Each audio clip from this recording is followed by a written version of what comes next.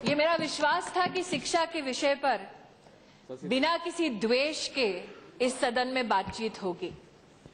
मैं सभी माननीय सदस्यों का धन्यवाद करती हूं जो बिना द्वेष की भावना से राष्ट्रहित में शिक्षा के विषय पर बोले हैं। जो मुझसे पहले शिक्षा विभाग का दायित्व रखते थे, आज उनकी हिंदी में एक टिप्पणी मैंने सुनी। उन्होंने आदरणीय वेंकैया नायडू जी का उल्लेख किया और कहा कि जितना आटा होगा रोटी उतनी ही बनाई जाएगी। शास्त्रों में लिखा है और सुना है मैंने महाकाल की धरती पर कि अन्नपूर्णे सदा पूर्णे शंकर प्राण वल्लभे ज्ञान वैराग्य सिद्ध्यर्थम भिक्षाम देहि च पार्वती।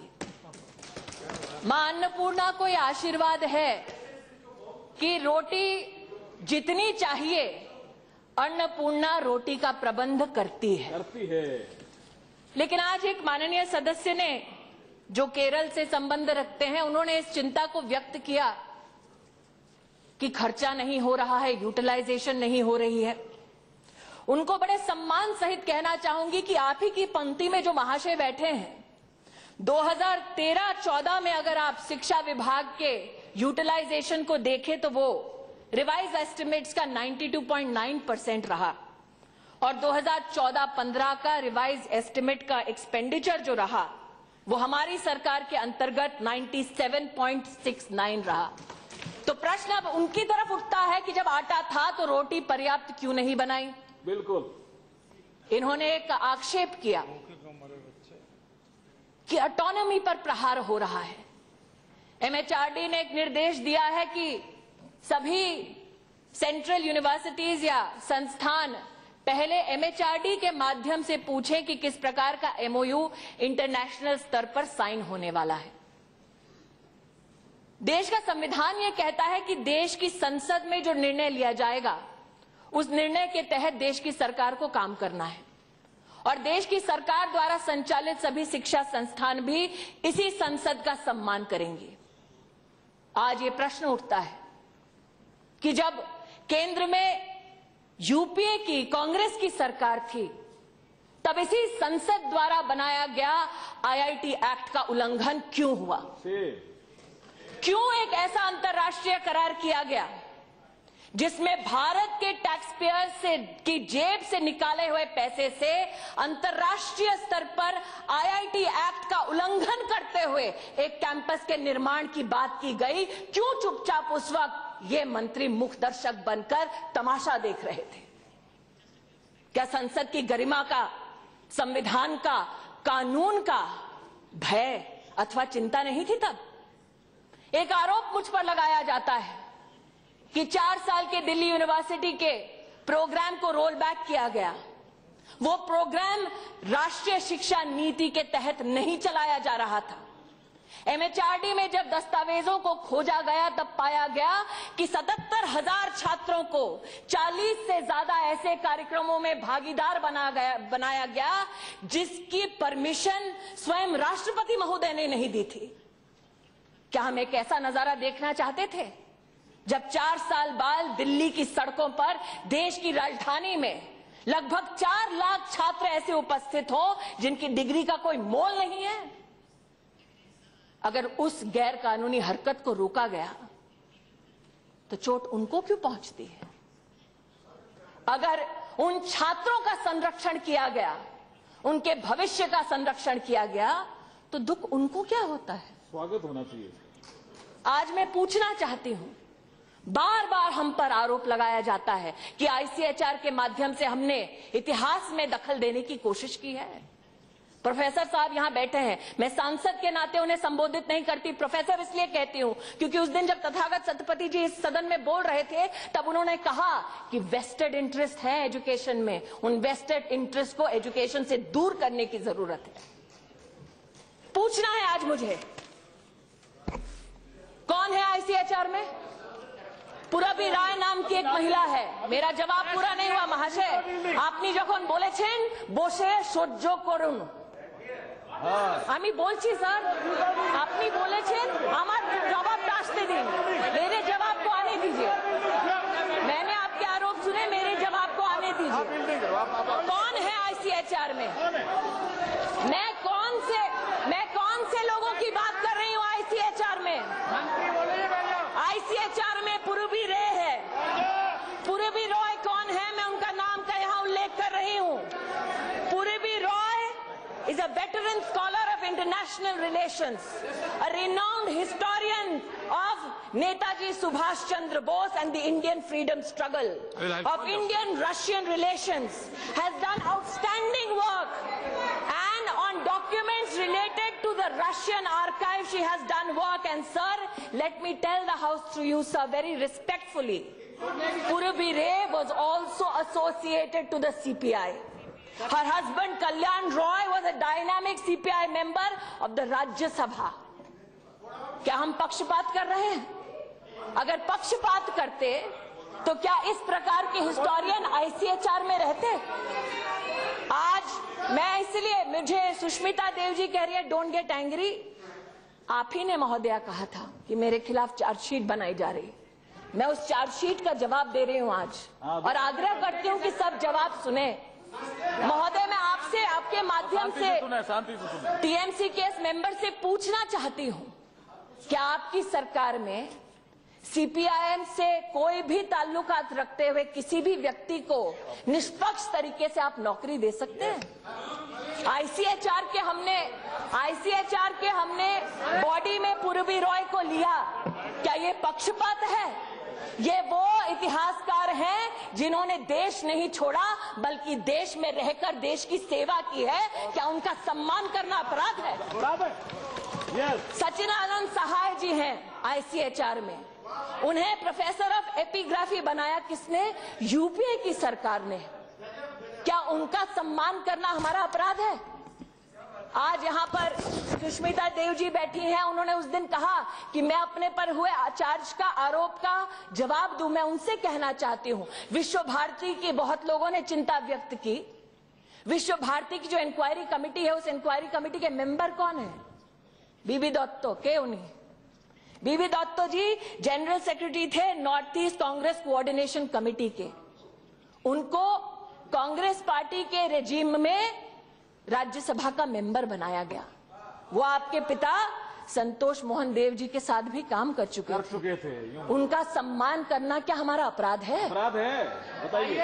ये सब वो लोग हैं जो इस वक्त भारत सरकार के साथ शिक्षा के क्षेत्र में काम कर रहे हैं, मात्र इसलिए क्योंकि वो भारत का नवनिर्माण करना चाहते हैं।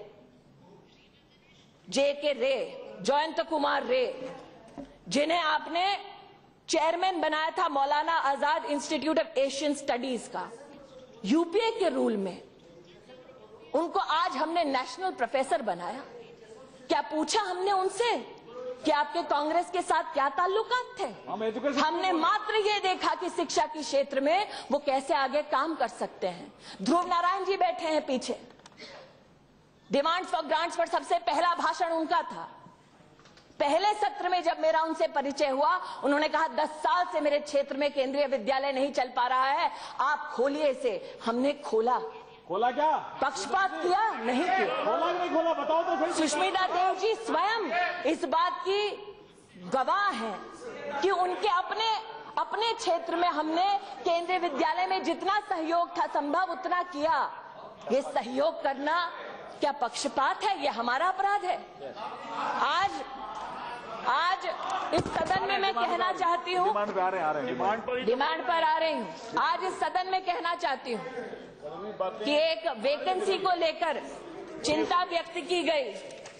वैकेंसीज पर महामहिम राष्ट्रपति जी को 8 मई को एक पत्र लिखा गया था और कहा गया था कि मॉडल कोड ऑफ कॉन्डक्ट के लगते ही 15 वैकेंसीज भरने का कुछ लोग प्रयास कर रहे थे जो कानून के विरोध में है, इसकी जांच हो।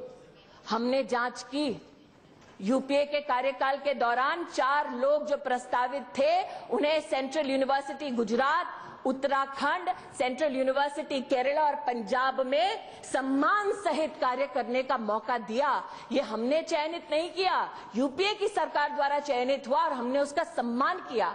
लेकिन जिन चयन समितियों में हमने कहीं ना कहीं कोई चैलेंज देखा, उसको हमने रोकने का प्रयास किया। क्यों? क्योंकि आज जैसे लक्ष्मी नारायण यादव जी कह रहे हैं, उनमें से एक नाम ऐसे व्यक्ति का था जो आज सीबीआई की गिरफ्त में है। क्या उस व्यक्ति को रोकना हमारा अपराध था? रिवाइज एस्टिमेट्स की बात हो रही है इसी सदन में और दूसरे सदन में भी। हमने बार बार कहा है कि शिक्षा प्रायोरिटी ऑफ प्रायोरिटीज है। हमसे पूछा गया कि जो बीजेपी के मैनिफेस्टो में है मिड डे मील को और सशक्त करना, क्या उसका प्रयास किया? जी किया। फरवरी के महीने में नई गाइडलाइंस बनाई सेफ्टी और हाइजीन ऑफ फूड के लिए। साथ ही एक centralise voice monitoring recognition system हम लोग कर रहे हैं ताकि प्रदेश और केंद्र की सरकार को एक साथ पता चले मिड डे मील में कहीं कोई चुनौती तो नहीं है। हमसे ये कहा गया कि हम शिक्षा के निजीकरण में कोई काम नहीं कर रहे हैं। मैं इससे सहमत नहीं हूं। स्वयं नाम का एक कार्यक्रम हम शुरू कर रहे हैं जिसके अंतर्गत देश की सभी central universities, IITs, IIMs, NITs, IISERs, ये सब मिलकर देश के इतिहास में पहली बार हमारे देश के नागरिकों को मुफ्त शिक्षा देंगे ताकि डिग्री हो, डिप्लोमा हो या फिर वो सर्टिफिकेट का कोर्स हो, कम से कम टेक्नोलॉजी के माध्यम से उन्हें वो शिक्षा प्राप्त हो। देश में लगभग 500 ऐसे केंद्र करेंगे जिसमें नागरिक जाकर अपने एग्जाम को दे और बहुत ही न्यूनतम शुल्क पर सर्टिफिकेट ले। क्या उच्च शिक्षा में इतनी बड़ी क्रांति लाना अपराध है हमारा? तथागत सतपति जी का मैं स्वागत करती हूं, जिन्होंने राजनीति से उठकर प्रदेश की कुछ चुनौतियों पर ध्यान आकर्षित करने का काम किया। आपने कहा मात्र संस्कृत का सम्मान काफी नहीं है, सभी प्रादेशिक और ट्राइबल लैंग्वेजेस का भी सम्मान होना चाहिए। मैं आपसे बहुत ही सम्मानजनक तरीके से कहना चाहूंगी, आपने जो भाषण दिया उसकी मैं सराहना करना चाहती हूं। आप एक वरिष्ठ राजनीतिक कार्यकर्ता है, मेरी पार्टी से आपका कोई इत्तेफाक नहीं। आपने, सुप्रिया सुले ने उस दिन जो बातें कही उसका राजनीति से कोई सरोकार नहीं था, वो चिंता थी जो आपने व्यक्त की। सुप्रिया सुले जी ने कहा कि लगभग 2 करोड़ बच्चे are out of school. 2 crore नहीं है, 3 करोड़ नहीं है, 60 lakh children out of school. Shashi Tharoor ji ने कहा कि पहले कम थे अब ज्यादा हो गए। इनके आंकड़े गलत हैं। पहले 1 करोड़ 36 लाख थे, अब 60 लाख हैं। Your math is wrong, sir. ज्ञान नाम का एक कार्यक्रम शुरू कर रहे हैं हम। ज्ञान के अंतर्गत अंतर्राष्ट्रीय स्तर के जितने भी हमारे एकेडमिशियंस हैं, प्रोफेसर्स हैं, इंडस्ट्री एक्सपर्ट्स हैं, उनको भारत सरकार खुद भारत सरकार के ट्रेजरी से पैसा देकर आमंत्रित कर रहे हैं ताकि वो हमारी सेंट्रल यूनिवर्सिटीज, एनआईटीज, आईआईटीज में, आईसर्स में जाकर हमारे छात्रों को पढ़ा सके। इस प्रकार की क्रांति लाना क्या अपराध है?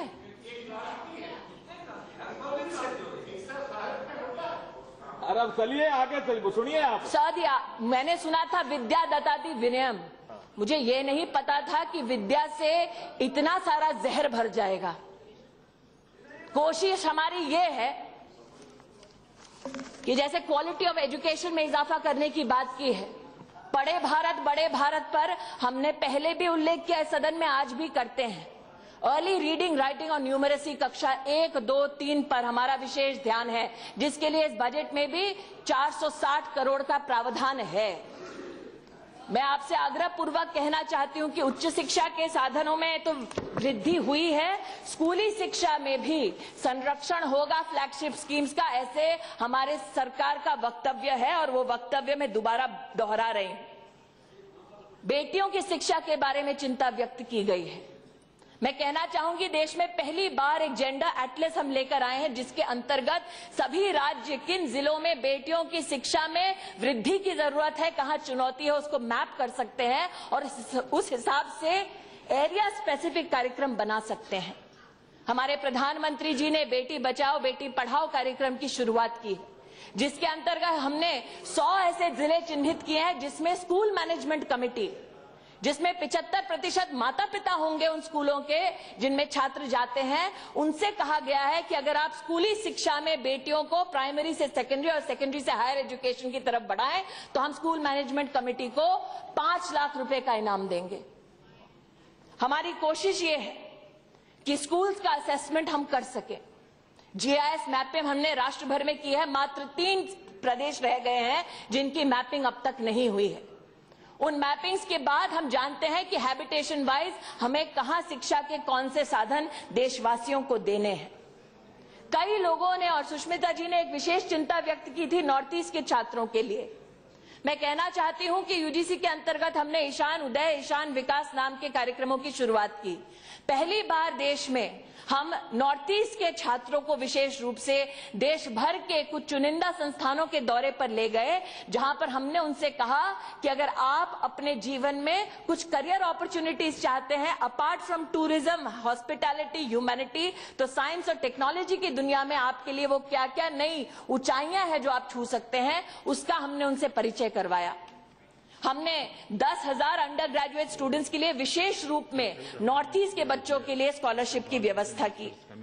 हमने पहली बार एक ऐसा स्किल फ्रेमवर्क राष्ट्र को समर्पित किया नवंबर 2014 को, जिसके अंतर्गत जो छात्र कक्षा 8 के बाद पढ़ाई छोड़ देता है, मान लीजिए बढ़ई का काम करता है और 5 साल वो वापस स्कूली शिक्षा अथवा शिक्षा के किसी संस्थान में नहीं पहुंच सकता, उनसे हमने कहा है कि इस फ्रेमवर्क के अंतर्गत आपका 60% of your skill will now make you eligible to go up straight to graduation.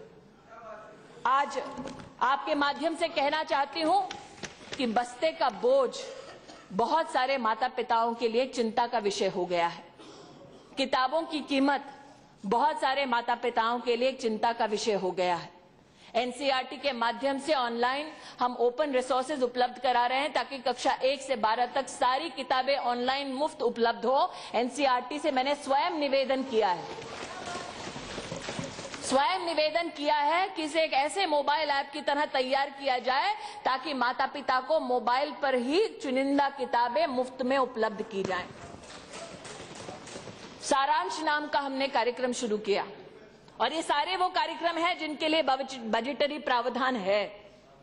सारांश नाम का कार्यक्रम शुरू किया हमने पिछले वर्ष, जिसके अंतर्गत लर्निंग आउटकम सभी सीबीएसई स्कूल में सब्जेक्ट वाइज, चाइल्ड वाइज हर सीबीएसई स्कूल को देने का प्रावधान किया है। ये शुरुआत की है जिसके अंतर्गत वो स्कूल अपने डिस्ट्रिक्ट में, अपने स्टेट में और नेशनल लेवल पर लर्निंग आउटकम्स को समझे और अपने छात्र की मदद करने के लिए वो स्कूल और अग्रसर हो।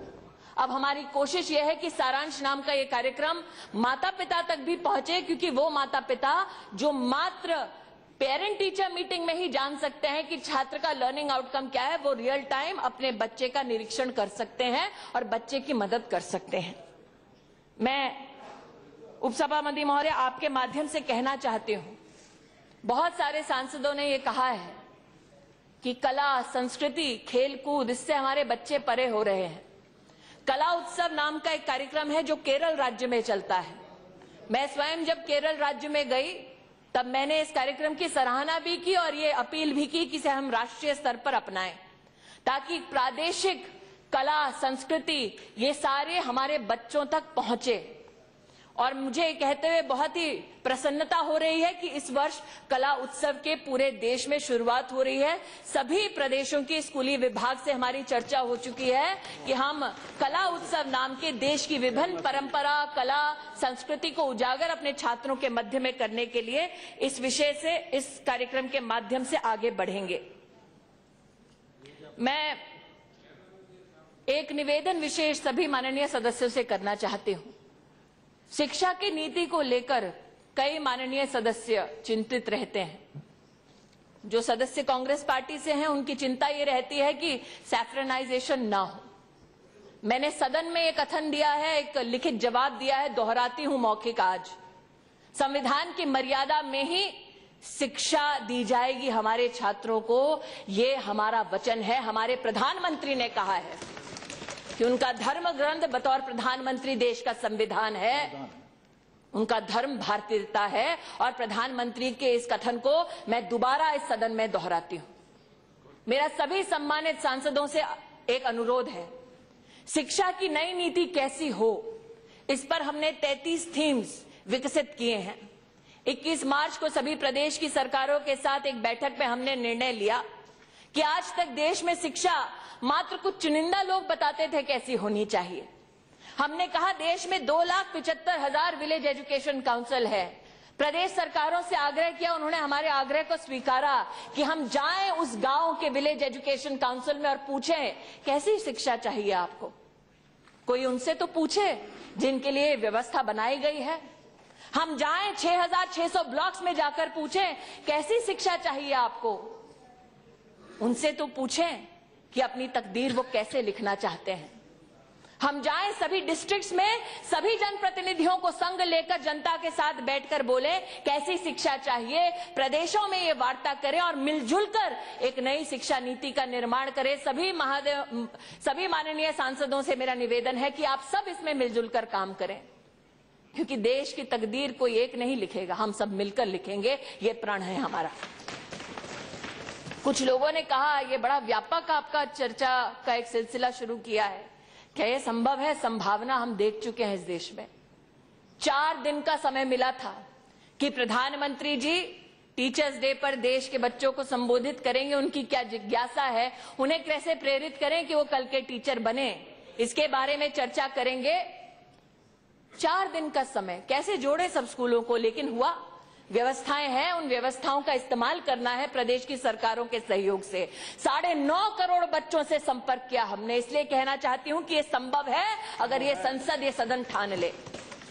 टीचर्स के बारे में कई सांसदों ने यहां पर उल्लेख किया कि टीचर्स ट्रेनिंग पर थोड़ी बहुत चिंता है उन्हें, किस प्रकार की ट्रेनिंग हो। महोदय शशि थरूर जी ने कहा कि जस्टिस वर्मा कमेटी की रिकमेंडेशंस आई थी। मैं बड़े गर्व के साथ कहती हूं उन रिकमेंडेशंस को इंप्लीमेंट करने का काम एनसीटी में हमने किया है, ताकि टीचर्स की ट्रेनिंग में हम लोग पहली बार टीचर 20 सप्ताह स्कूल में जाकर पढ़ाए अपनी ट्रेनिंग के अंतर्गत, उसका इवैल्यूएशन उस स्थल पर हो, इसका प्रावधान भी पहली बार किया गया है। आदरणीय प्रधानमंत्री जी ने Pandit Madan Mohan Malviya national mission for teachers और ट्रेनिंग की शुरुआत की, जिसमें 900 करोड़ का प्रावधान है। ये भी मैं सदन को अवगत कराना चाहती हूं।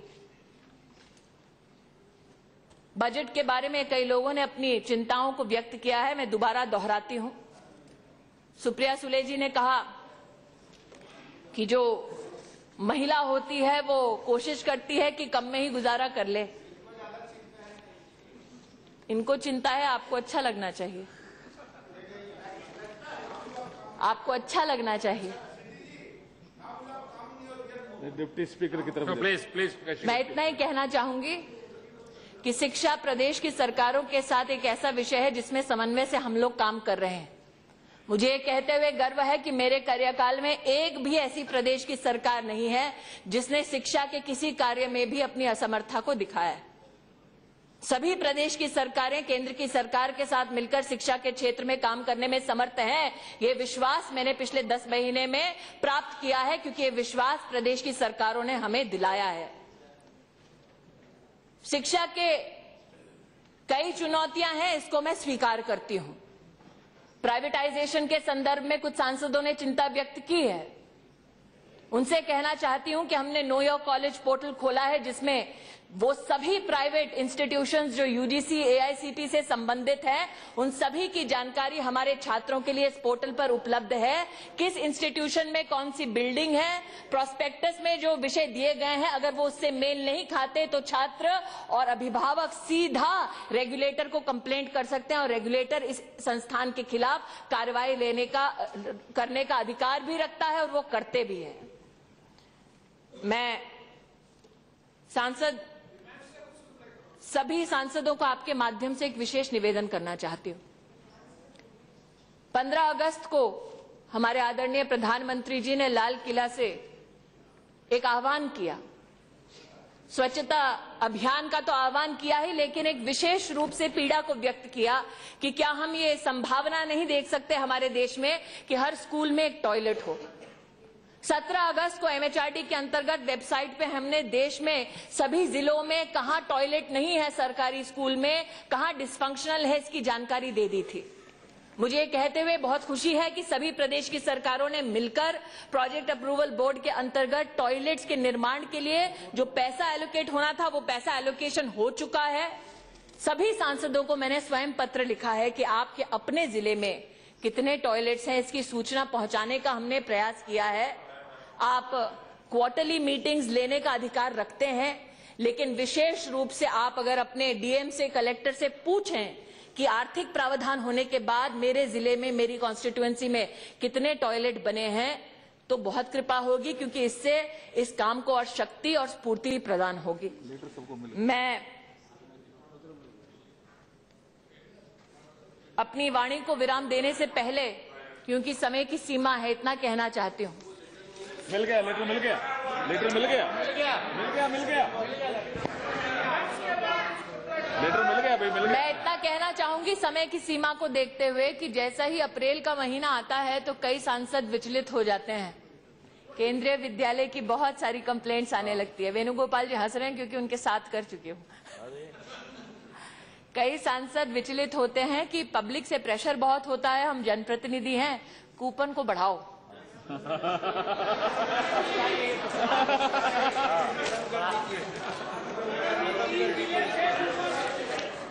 और कुछ सांसदों ने कहा है, अहमद जी कह रहे हैं please tell so it becomes an assurance.